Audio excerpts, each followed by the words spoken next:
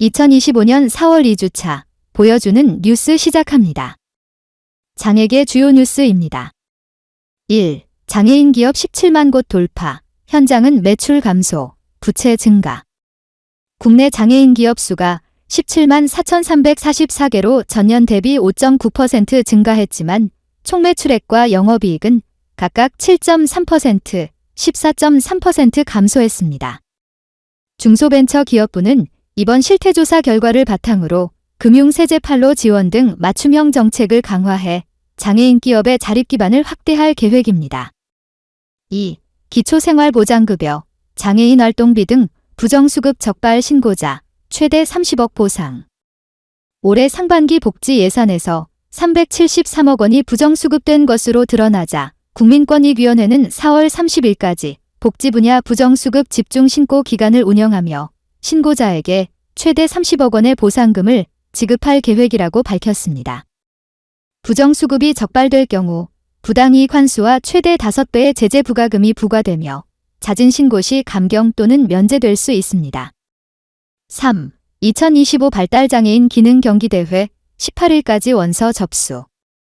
고용노동부가 주최하고 한국장애인 고용공단과 한국지적발달장애인 복지협회가 주관하는 2025년도 발달장애인 기능경기대회가 4월 7일부터 18일까지 원서 접수를 진행하며 5월 28일부터 7월 10일까지 전국 4개 권역에서 6개 직종으로 개최됩니다.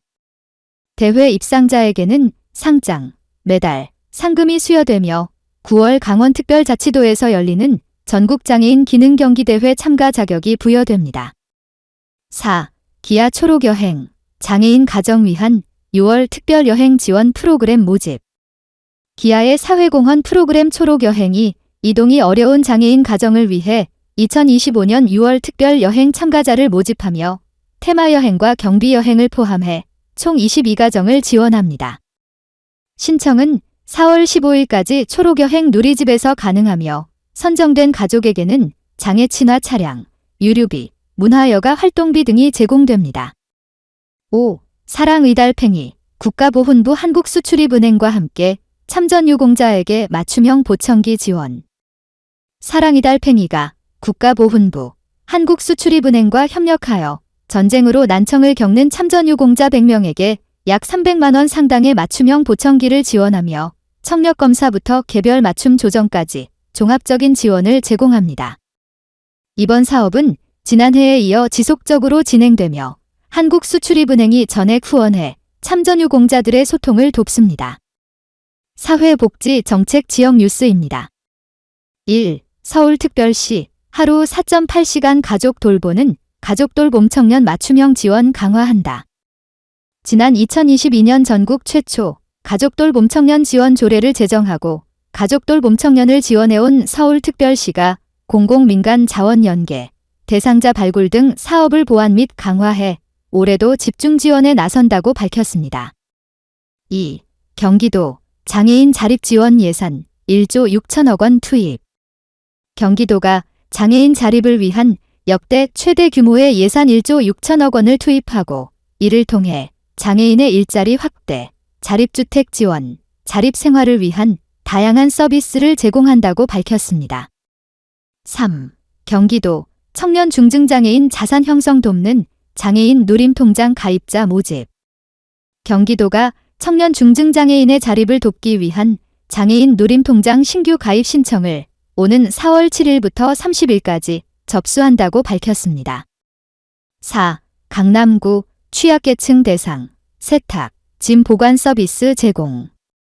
서울특별시 강남구가 기초생활수급자, 차상위계층 등 취약계층을 대상으로 135가구의 세탁 배달 서비스를 30가구의 짐 보관 서비스를 제공한다고 전했습니다. 5. 성남시 장애인 희망패스 교통카드 발급 2달 만에 1만 장 돌파. 성남시가 장애인들의 이동권 보장을 위해 도입한 희망패스 교통카드 발급이 시작 2달여 만에 1만 장을 넘어섰다고 전했습니다. 6. 용인특례시 이동약자 위한 맞춤형 경사로 설치 지원 사업 지속 추진.